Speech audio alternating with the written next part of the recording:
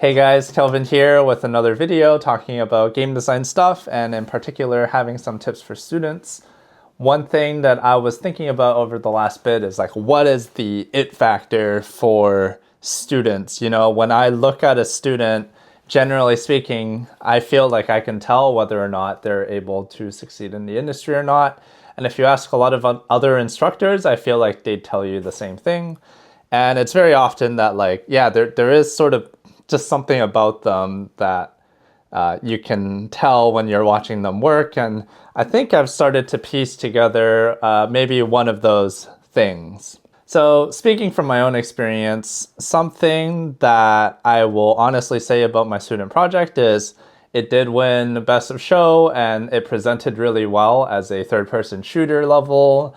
It was my iconic like portfolio piece that the school started to use to like advertise, and it was really well received. But I have to admit, if you've ever looked at the back end for that particular project that I worked on, the spaghetti, like the code is total spaghetti. My blueprinting obviously was not up to par. It was probably not performing very well. I had not figured out how to stream out sections of the level, so everything was just loaded. There was like a lot of issues. But the thing is, when someone played it or when you watched it on a demo reel, you know, you understand the experience. You know what I was trying to create. You see the boss fight shooting fireballs at you with the camera shake. You see pillars and ruins collapsing. You see a bunch of enemies swarming at you. And you see my like big landmarks off in the distance trying to create a sense of scale.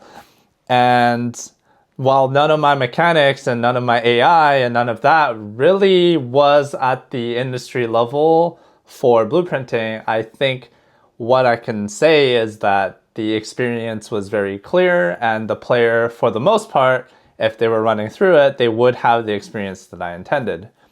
So much of design conversations take place at first a higher level, abstract, experiential level. And you need to be able to discuss ideas with other designers at that level before you can start defining how you plan on executing it. If you're planning on building a very frantic battlefield with a lot of explosions and a lot of AI running around, you have to first figure out what you're picturing, gather references, and sort of be able to imagine that. And then start having questions on, okay, how do the AI next to you like run and follow a trail? What triggers explosions? You know, being able to answer the how as far as the technology goes after you've spent the time to really have an understanding of what the end experience you want to build is. And the reason why I feel like this is a very student-specific problem actually is because a lot of schools are trying to, you know, push portfolio projects onto students, right? You're learning Unreal quite early. You're looking to build a portfolio project that you can show people.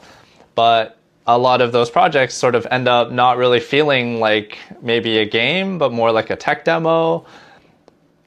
And a lot of that sort of goes back to what I'm saying as far as like, hey, the person that's building this thing needs to be able to actually visualize what the end experience is and not sort of just focus on, I'm just going to build a thing and then from there I'll be able to pull out like really cool moments, which is possible.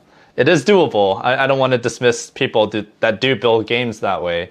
But I do feel like if you're looking to be a designer, you want to be able to communicate and be able to execute on an abstract experience first, and then focus on building up your technical skills after.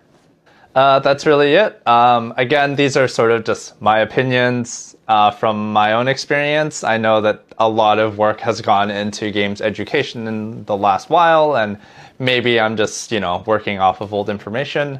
But in general, this is just something that I would suggest newer designers to work on.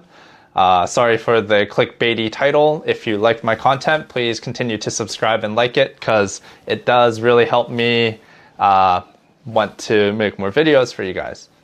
Anyways, thanks for watching and I'll see you at the next one.